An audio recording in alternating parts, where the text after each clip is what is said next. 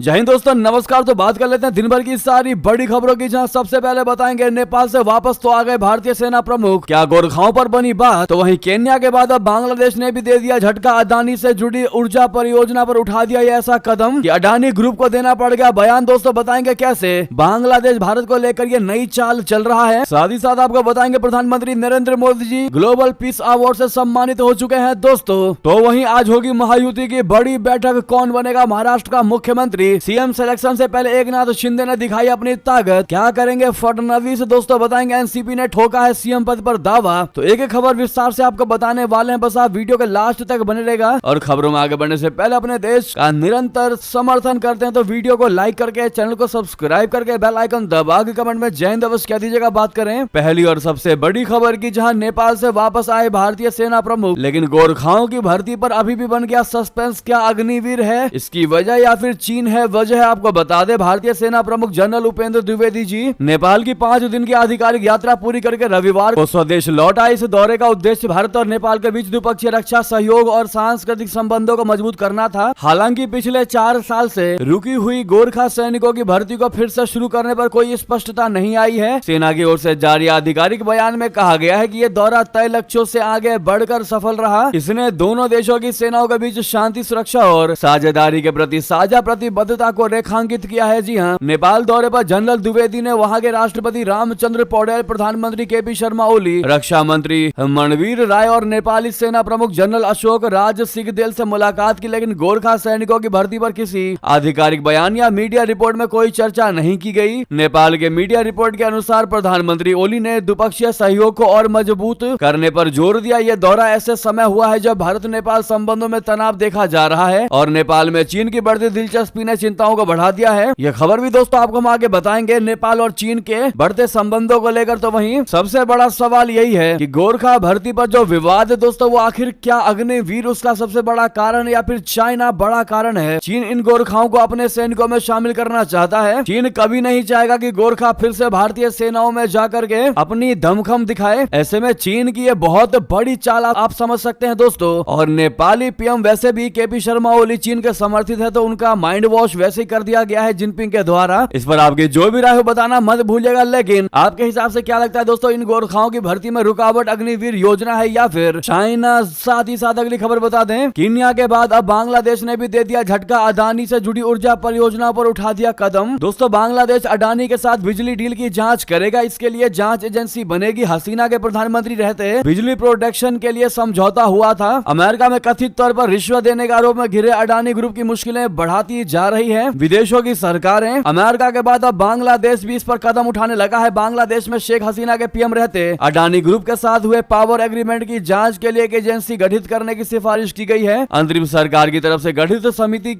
ने इस एजेंसी के गठन की सिफारिश की है। साथ ही शेख हसीना के प्रधानमंत्री रहते हुए 6 अन्य बड़े एनर्जी और पावर एग्रीमेंट की जांच की भी मांग की गई है। एक आधिकारिक बयान में कहा गया है कि पावर, एनर्जी और खनिज संसाधन मंत्रालय की समीक्षा समिति ने 2009 से 2024 तक पावर प्रोडक्शन एग्रीमेंट को लेकर किए गए समझौते के जांच के लिए एजेंसी नियुक्त करने की सिफारिश की है। दोस्तों मोहम्मद यूनुस को अमेरिका की बाइडेन सरकार का खास समझा जाता है। इनमें भारत के गौतम अडानी की कंपनी के साथ हुए समझौते भी शामिल है। यानी कि दोस्तों अमेरिकी कोर्ट द्वारा कार्यवाही किए जाने के बाद अब मोहम्मद यूनुस भी कहीं ना कहीं अडानी पर ये एक्शन लेकर के भारत को ही गिराने में लगा हुआ है, क्योंकि उसको पता है कि शेख हसीना की भारत के साथ काफी ज्यादा बनती है और भारत भी शेख हसीना के साथ अच्छा रिश्ता बनाए हुए है। ऐसे में मोहम्मद यूनुस कहीं ना कहीं चीन समर्थित और अमेरिका समर्थित, खास करके बाइडेन सरकार के समर्थित नेता माने जाते हैं और यही वजह है कि वो भारत को गिराने के लिए कोई भी फैसला ले सकते हैं। लेकिन इसी बीच दोस्तों डील रद्द होने पर अडानी ग्रुप ने बड़ा बयान दिया है। कहा है कि एयरपोर्ट को लेकर केन्या से कोई समझौता हुआ ही नहीं। जी हाँ, अडानी ग्रुप ने कह दिया कि उसने केन्या के मुख्य हवाई अड्डे का संचालन करने के लिए कोई समझौता किया ही नहीं है। तो रिश्वत तो बड़े ही दूर की बात। तो वहीं आपको बता दें, प्रधानमंत्री मोदी ग्लोबल पीस अवार्ड से हुए सम्मानित भारतीय अमेरिकी अल्पसंख्यकों ने वॉशिंगटन में AIAM की शुरुआत की। जी हां, प्रधानमंत्री नरेंद्र मोदी को ग्लोबल पीस अवार्ड से सम्मानित किया गया, जबकि भारतीय अमेरिकी अल्पसंख्यक समुदायों ने वॉशिंगटन DC में ऑल इंडिया अल्पसंख्यक एसोसिएशन यानी AIAM की शुरुआत की। ये पहल भारतीय अल्पसंख्यक समुदायों की भलाई को बढ़ावा देने और उन्हें एकजुट करने के उद्देश्य से बनाई गई है। इस आयोजन में प्रमुख भारतीय नेताओं और समाज के विभिन्न समुदायों के सदस्य उपस्थित है। ऑल इंडिया अल्पसंख्यक अल्पसंख्यक एसोसिएशन का प्रमुख उद्देश्य भारतीय अल्पसंख्यक समुदायों के सामाजिक और आर्थिक उत्थान के लिए काम करना है। इस संगठन के अध्यक्ष जसदीप सिंह, जो एक प्रसिद्ध सिख परोपकारी हैं, उन्होंने इस पहल को प्रधानमंत्री मोदी के विकसित भारत के 2047 तक के लक्ष्य को आगे बढ़ाने का एक महत्वपूर्ण कदम बताया है। जी हाँ दोस्तों, वाकई में प्रधानमंत्री नरेंद्र मोदी जी को ग्लोबल पीस अवार्ड से जिस प्रकार से सम्मानित किया गया है, इससे बड़ा सम्मान भारत और इससे बड़ा गौरवान्वित महसूस होना पॉसिबल ही नहीं है। जी हाँ दोस्तों, ऐसे में पीएम मोदी को आप लोग कांग्रेचुलेट करना मत भूलेगा। साथ ही साथ अगली खबर बता दें, जयशंकर जी 3 दिवसीय दौरे पर इटली जाएंगे।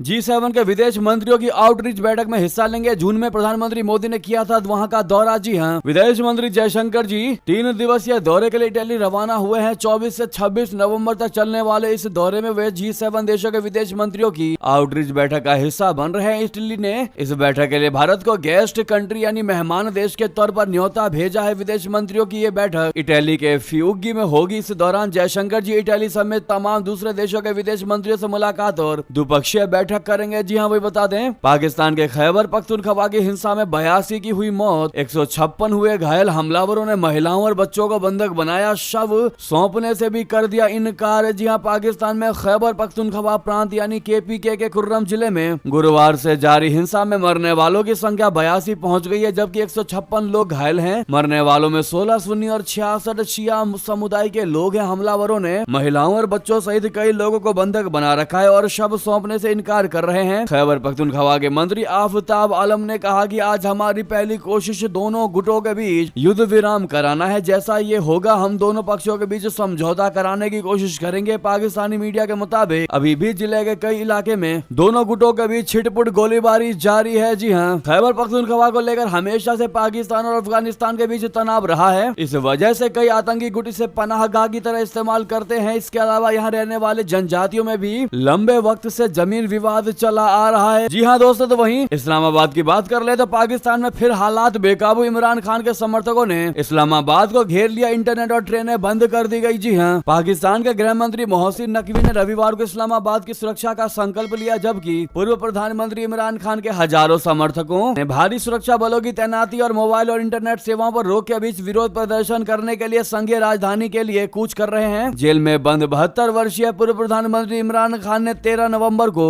24 नवंबर को देशव्यापी विरोध प्रदर्शन के लिए अंतिम आह्वान किया था। उन्होंने जनादेश की चोरी, लोगों की अन्यायपूर्ण गिरफ्तारी और 26वें संशोधन के तहत पारित होने की निंदा की और कहा कि हमने इसने तानाशाही शासन को मजबूत किया है। इमरान खान की पाकिस्तान तहरीक इंसाफ यानी PTI पार्टी ने जनता से गुलामी की बेड़ियां तोड़ने के लिए मार्च में शामिल होने का आह्वान किया। गृह मंत्री ने डी चौक का दौरा किया, जहां इमरान खान की पार्टी प्रदर्शन करने की योजना बना रही थी। डी चौक कई महत्वपूर्ण सरकारी इमारतों के करीब स्थित है, जिनमें राष्ट्रपति आवास, प्रधानमंत्री कार्यालय, संसद और उच्चतम न्यायालय मौजूद है। इलाके की निगरानी के लिए पुलिस और फ्रंटियर कांस्टेबलरी के साथ रेंजर्स को तैनात किया गया है। जी हाँ दोस्तों, क्या है इस पर आपकी राय बताना मत भूलिएगा। साथ ही साथ बता दें, इस तरफ इमरान खान के समर्थक प्रदर्शन कर रहे हैं तो दूसरी ओर इस्लामाबाद की रक्षा करेंगे, जैसा पाकिस्तान के आंतरिक मंत्री ने दे दिया बयान। जी हाँ, इस प्रदर्शन के जवाब में पाकिस्तान के आंतरिक मंत्री मोहसिन नकवी ने इस्लामाबाद की सुरक्षा सुनिश्चित करने का संकल्प लिया है। बढ़ती सुरक्षा और इंटरनेट प्रतिबंधों के बीच राजधानी में माहौल में तनावपूर्ण है। तो वहीं आपको बता दें, निज्जर हत्याकांड के आरोपियों पर सीधे सुप्रीम कोर्ट में केस चलाया जाएगा।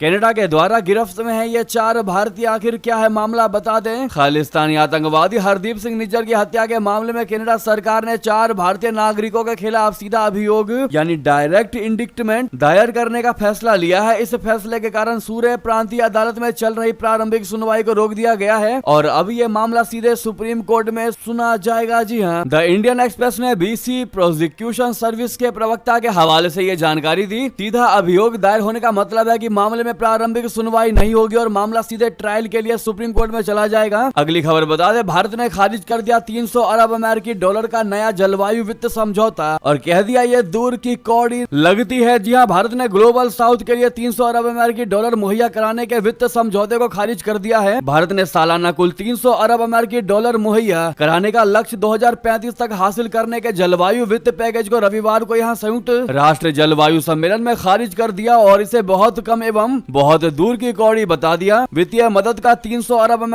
का आंकड़ा उस 1.3 लाख करोड़ अमेरिकी डॉलर से बहुत कम गया है, जिसकी मांग ग्लोबल साउथ देश जलवायु परिवर्तन से निपटने के लिए पिछले 3 साल से कर रहे हैं। ग्लोबल साउथ का संदर्भ दुनिया के कमजोरियां विकासशील देशों के लिए जाया जाता है। तो वहीं आपको बता दें, ताइवान के खिलाफ चीन के साथ आया रशिया, अमेरिका को जमकर कोसा, एशिया में महासंकट की है आहट। बता दें, ताइवान को लेकर जारी तनाव में अब रशिया की भी एंट्री हो चुकी है। रशिया ने ताइवान को लेकर अमेरिका को जमकर खरी खोटी सुनाई है। दरअसल रशिया खुले तौर पर ताइवान पर चीन के प्रभुत्व का समर्थन कर रहा है। रशिया का यह आरोप है कि अमेरिका इस छोटे से द्वीप को उकसा कर एशिया में तनाव पैदा कर रहा है। ऐसा माना यह जा रहा है कि ताइवान को लेकर रशिया का रुख यूक्रेन युद्ध में चीन के समर्थन के कारण है। चीन ने यूक्रेन युद्ध के दौरान रशिया की जमकर मदद की है। ये मदद सैन्य और आर्थिक दोनों तरीकों से है। जी हाँ, रूस के उप विदेश मंत्री आंद्रेई रुंडेंको ने कहा कि अमेरिका एशिया में गंभीर संकट पैदा करने के लिए ताइवान का इस्तेमाल कर रहा है। उन्होंने ताइवान पर चीन के रुख का रशिया द्वारा समर्थन किए जाने की बात दोहराई। रुडेंको ने राज्य समाचार एजेंसी तास को बताया कि हम देखते हैं कि वॉशिंगटन एक चीन सिद्धांत का उल्लंघन करते हुए जिसे वो मान्यता देता है यथा स्थिति बनाए रखने और हथियारों की आपूर्ति बढ़ाने के नारे के तहत ताइपे के साथ सैन्य राजनीतिक संपर्क मजबूत कर रहा है। साथ ही बता दें, ब्रिटेन की इस मिसाइल ने रशिया को किया तबाह, टॉप जनरल समेत 500 उत्तर कोरियाई सैनिकों की मौत। दोस्तों, अमेरिका ब्रिटेन की मंजूरी के बाद यूक्रेन इन दिनों रशिया के अंदर लंबी दूरी की मिसाइलों से हमले करवा रहा है। इस बीच यूक्रेन ने दावा किया है कि ब्रिटिश स्टॉर्म शैडो मिसाइल के हमले में 500 उत्तर कोरियाई सैनिक मारे गए हैं। इस हमले में एक रूसी जनरल समेत 18 अन्य सैन्य अधिकारियों की भी मौत हो गई है। पहले यह दावा किया गया था कि इन हमलों में उत्तर कोरियाई सैन्य के एक शीर्ष जनरल भी घायल हुए हैं। ये जनरल रूस के कुर्स्क में यूक्रेन के खिलाफ रूसी सेना के आक्रामक अभियान की कमान संभाल रहे थे। यूक्रेनी सेना ने स्टॉर्मो शैडो मिसाइल से यह हमला 20 नवंबर को खारिज कर दिया था। जी हाँ, तो वहीं आपको बता दें, कम्युनिस्ट ओली ने नेपाल का किया बेड़ा गर्क, खजाना खाली। ये चीन की बीआरआई का कहीं असर तो नहीं। दोस्तों, नेपाल का व्यापार घाटा चालू वित्त वर्ष के पहले 4 महीनों में 460 अरब रुपए के पार हो गया। आधिकारिक आंकड़ों में यह जानकारी दी गई है। सीमा शुल्क विभाग के आंकड़ों के अनुसार नेपाल में चालू वित्त वर्ष के पहले 4 महीनों के दौरान 513 अरब रुपए के सामान का आयात किया, जबकि निर्यात केवल 52.67 अरब रुपए तक सीमित रहा। इस बीच नेपाली पीएम केपी शर्मा ओली चीन यात्रा पर रवाना होने वाले हैं। ओली को चीन का करीबी माना जाता है। दोस्तों, नेपाल की ओली सरकार ने भारत के खिलाफ जाकर चीन के साथ संबंधों को मजबूत किया है। इससे नेपाल को खासा नुकसान उठाना पड़ा है। ओली ने अपने सभी कार्यालयों के दौरान भारत के ऊपर चीन को तरजीह दी है। ओली ने नेपाल के साथ बीआरआई समझौते पर भी हस्ताक्षर किए हैं, जिसका भारत ने कड़ा विरोध दर्ज किया था। अब नेपाल को चीन से इसी करीबी का नुकसान उठाना पड़ा है। जी हाँ, या यूं कहे कि नुकसान उठाना पड़ रहा है। अगली खबर बता दें, जग जाहिर हो चुका है पाकिस्तान और चीन रिश्तों की खटास, सुरक्षा और निवेश पर मंडराया बड़ा संकट। दोस्तों, पाकिस्तान और चीन के बीच आयरन ब्रदर्स कहे जाने वाले रिश्ते में बढ़ी दरारें अब सतह पर आ चुकी है। पाकिस्तान की इंटेलिजेंस ब्यूरो ने हाल ही में अपने आधिकारिक और फील्ड यूनिट्स को निर्देश दिया है कि वे चीनी एप्लीकेशन वीचैट और हवाई मोबाइल फोन का इस्तेमाल संगठनात्मक संचार के लिए बंद करें, खासकर चीनी नागरिकों से जुड़े मामलों में। जी हाँ, यह निर्देश नवंबर 2024 में जारी हुआ, जबकि अक्टूबर में आईबी ने इन्हीं चीनी प्लेटफॉर्म्स का उपयोग करने का आदेश दिया था। बदलाव ने पाकिस्तान चीन रिश्तों में तकनीकी अविश्वास को उजागर किया है, जो अब सुरक्षा और आपसी भरोसे में भी दिखाई दे रहा है। पहले जहां चीन को पाकिस्तान का प्रमुख तकनीकी भागीदार माना जाता था, वहीं अब इन प्लेटफॉर्म्स की सुरक्षा को लेकर शंका व्यक्त की जा रही है। तो वहीं आपको बता दें, इजरायली हमले में लेबनानी सैनिक की मौत, 18 हुए घायल। हिजबुल्लाह ने इजरायल पर दागे रॉकेट धवाधव। जी हाँ, रविवार को इजरायल के हमले में लेबनानी सेना के केंद्र पर एक सैनिक की मौत हो गई और 18 लोग घायल हो गए। इस बीच हिजबुल्लाह ने उत्तरी और मध्य इजरायल पर कई रॉकेट दागे, जिसमें कम से कम 5 लोग घायल हुए हैं। युद्ध शुरू होने के बाद से इजरायल के हमलों में अब तक 40 से ज्यादा लेबनानी सैनिक मारे जा चुके हैं, जबकि सेना ज्यादातर तटस्थ रही है। इजरायली सेना ने पहले कहा था कि लेबनान सेना पर हमले गलती से हुए हैं। लेबनान के स्वास्थ्य मंत्रालय के मुताबिक इजरायल के हमलों में अब तक 3500 से भी ज्यादा लोग मारे जा चुके हैं और 12 लाख लोग विस्थापित हो चुके हैं। वहीं बता दें, ब्रिटेन में 10,000 आयुर्वेदिक डॉक्टरों की होगी भर्ती, जिनमें भारतीय डिग्री को भी मिलेगी मान्यता। जी हाँ, भारत के लिए बड़ी ही खुशखबरी और गर्व का पल है ये। ब्रिटेन में आयुर्वेदिक चिकित्सा पद्धति तेजी से लोकप्रिय हो रही है। ब्रिटेन की राष्ट्रीय स्वास्थ्य सेवा यानी NHS में आयुर्वेद को औपचारिक रूप से शामिल करने की प्रक्रिया शुरू हो चुकी है। ब्रिटेन की सर्वदलीय संसदीय समिति ने आयुर्वेद को एक प्रभावी और बेहतर चिकित्सा पद्धति मानते हुए इसे स्वास्थ्य सेवा में अपनाने की सिफारिश की है। इस पहल के तहत अगले 5 वर्षों में ब्रिटेन में लगभग 10,000 आयुर्वेदिक डॉक्टरों की भर्ती की जाएगी। भारतीय आयुर्वेदिक डॉक्टरों के लिए ये एक बड़ा अवसर साबित हो सकता है। ब्रिटेन में आयुर्वेद आधारित सौंदर्य, शैक्षणिक और स्वास्थ्य सेवाओं के संस्थानों की संख्या भी अगले 5 वर्षों वर्षों में 100 से बढ़कर 500 होने की उम्मीद है दोस्तों। वहीं बता दें उत्तर कोरिया की अमेरिका को बड़ी चेतावनी, कहा हमें उकसाया तो छिड़ सकता है गृह युद्ध। जी हाँ, उत्तर कोरिया ने कोरियाई प्रायद्वीप में संयुक्त सैन्य अभ्यास करने और सैन्य साजो सामान तैनात करने के लिए अमेरिका की कड़ी निंदा की। प्योंगयांग ने चेतावनी दी है कि इस तरह की कार्रवाई किसी भी समय वास्तविक युद्ध में बदल सकती है। कोरियन सेंट्रल न्यूज एजेंसी के हवाले से यूनहाप ने बताया है कि राष्ट्रीय रक्षा मंत्रालय के सूचना कार्यालय के प्रमुख ने बयान जारी करके त्रिपक्षीय फ्रीडम शील्ड अभ्यास की निंदा की। इस अभ्यास में दक्षिण कोरिया और जापान शामिल थे। तो वहीं आपको बता दें एलोन मस्क ने भारत में वोट काउंटिंग की तारीफ, कहा वहां एक दिन में 64 करोड़ वोट गिने गए, लेकिन कैलिफोर्निया में अभी भी गिनती जारी है। जी हां, टेस्ला के मालिक एलोन मस्क ने भारत के इलेक्टोरल सिस्टम की तारीफ की। एलोन मस्क ने कहा कि भारत ने एक ही दिन में 64 करोड़ वोट गिनकर चुनाव का फैसला सुना दिया। तो वहीं अमेरिका के कैलिफोर्निया में अभी भी 5 नवंबर को हुए चुनावों के लिए गिनती जारी है। भारत में 23 नवंबर को महाराष्ट्र और झारखंड विधानसभा समेत 13 राज्यों में विधानसभा उपचुनावों की गिनती हुई है, जिसको लेकर दोस्तों एलोन मस्क ने ट्विटर पर ये बयान जारी किया है। तो वहीं बता दें एलोन मस्क रामास्वामी की टीम हमारे लिए सबसे बड़ा खतरा। जी हां, आखिर इन दोनों से क्यों डर गया चाइना? बता दें अमेरिका के नवनिर्वाचित राष्ट्रपति डोनाल्ड ट्रंप ने अरबपति एलोन मस्क और भारतीय मूल के उद्यमी विवेक रामास्वामी की अध्यक्षता में एक नए विभाग के साथ सरकार में आमूल चूल परिवर्तन की योजना बनाई है। ये टीम चीन के लिए सबसे बड़ा खतरा होगा, क्योंकि उसे कहीं अधिक कुशल अमेरिकी राजनीतिक प्रणाली के साथ प्रतिस्पर्धा करनी होगी। चीन सरकार के एक नीति सलाहकार ने यह टिप्पणी की है। जी हां, चीन के शीर्ष शैक्षणिक और नीति सलाहकार झेंग योंग नियान के अनुसार डोनाल्ड ट्रंप के दूसरे कार्यकाल के दौरान चीन के लिए सबसे बड़ा खतरा मस्क और रामास्वामी द्वारा संचालित अमेरिकी सरकार में फेरबदल होगा। साथ ही साथ आपको बता दें कौन बनेगा महाराष्ट्र का मुख्यमंत्री, आज होगी महायुति की बड़ी बैठक। दोस्तों महाराष्ट्र विधानसभा चुनाव में भारतीय जनता पार्टी नित महायुति गठबंधन ने प्रचंड बहुमत के साथ सत्ता में वापसी करते हुए 288 सदस्यीय विधानसभा की 230 सीट पर जीत दर्ज की। कांग्रेस नित महाविकास अघाड़ी यानी एमवीए महज 46 सीट पर सिमट कर रह गई। निर्वाचन आयोग ने घोषणा की है कि भाजपा ने 132 सीट जीती है, शिवसेना ने 57 सीट जीती है, जबकि एनसीपी को 41 सीट मिली है। महाराष्ट्र विधानसभा चुनाव में जीत के बाद महायुति में सीएम पद के लिए हलचल तेज हो गई है। इसी बीच शिंदे गुट के नेता मीटिंग के लिए मुंबई के एक होटल में पहुंच चुके हैं। दोस्तों महाराष्ट्र में विधानसभा चुनाव संपन्न होने के बाद अब सीएम को लेकर सबसे बड़े सवाल खड़े हो रहे हैं। महायुति में मुख्यमंत्री पद को लेकर माथापच्ची शुरू हो चुकी है। बड़ी बात यह है कि बीजेपी को अपने सहयोगी दलों के मुकाबले दुगने से भी ज्यादा सीटें मिली हैं। ऐसे में सबसे बड़ा सवाल यह है कि क्या बीजेपी अपने हाथों से सीएम की कुर्सी जाने देगी? इन तमाम सवालों के बीच मुख्यमंत्री एकनाथ शिंदे ने मुंबई में अपनी ताकत दिखा दी है। मतलब महायुति में सीएम की कुर्सी को लेकर संकेतों की लड़ाई शुरू हो चुकी है। दरअसल शिवसेना शिंदे गुट के प्रमुख एकनाथ शिंदे ने विधानसभा चुनाव का परिणाम सामने आने के बाद अपने आधिकारिक आवास पर, बोले तो आवास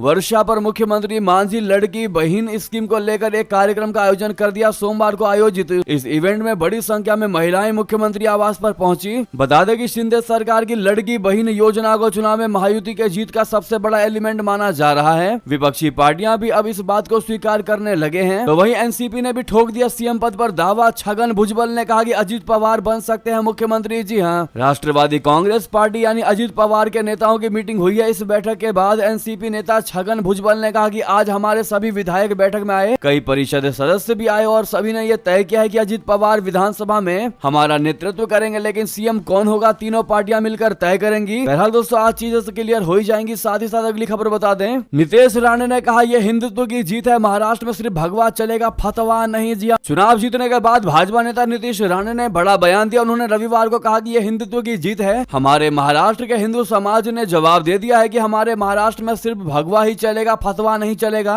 राणे ने कहा कि यह जनादेश लव जिहाद, लैंड जिहाद और इस्लामीकरण के खिलाफ मिला है। महाराष्ट्र के हिंदू समाज ने सीधा संदेश दिया है कि मस्जिदों में 5 बार बजने वाले लाउड स्पीकर बंद हो जाने चाहिए। सब जगहों पर जो हरी चादर डालने का कार्यक्रम शुरू हुआ था उसके खिलाफ हमें जनादेश मिला है। जी हाँ, वहीं बता दें मायावती ने सरकार को ठहराया जिम्मेदार। प्रमोद कृष्णम ने कहा हिंसा के पीछे समाजवादी पार्टी का है हाथ। जी हाँ, संभल जिले में जामा मस्जिद के सर्वे के दौरान हुए हिंसक बवाल पर बहुजन समाज पार्टी यानी बीएसपी के प्रमुख मायावती ने यूपी सरकार और प्रशासन की कड़ी आलोचना की है। मायावती ने कहा है कि कल यूपी के उपचुनावों के अप्रत्याशित परिणामों के बाद मुरादाबाद मंडल खासकर संभल जिले में तनाव था। ऐसे हालात में यूपी सरकार और प्रशासन को मस्जिद मंदिर विवाह के सर्वे को शांति से आगे रखना चाहिए था, मगर ऐसा नहीं किया गया और आज जो बवाल और हिंसा हुई उसके लिए यूपी सरकार और प्रशासन पूरी तरह से जिम्मेदार है। ये अत्यंत निंदनीय है। तो वहीं संभल में जामा मस्जिद के सर्वे के दौरान हुई हिंसा चर्चा पर प्रतिक्रिया देते हुए आचार्य प्रमोद कृष्णम ने समाजवादी पार्टी पर तीखा हमला बोल दिया। उन्होंने कहा कि उपचुनाव में हार के बाद समाजवादी पार्टी के नेता बौखला गए हैं। संभल की हिंसा के पीछे उनका ही हाथ है, यानी सपा का हाथ है। बहरहाल दोस्तों, इस पर आपकी क्या राय है बताना मत भूलिएगा, लेकिन वीडियो को लाइक करके चैनल को सब्सक्राइब करके बेल आइकन दबा के कमेंट में जय हिंद कहते हुए वीडियो को शेयर कर दीजिएगा। दोस्तों में, भाइयों में, साथियों में, रिश्तेदारों में, व्हाट्सएप, फेसबुक, एक्स के माध्यम से मिलते अगली खबर में। बहुत बहुत धन्यवाद। जय हिंद, जय भारत।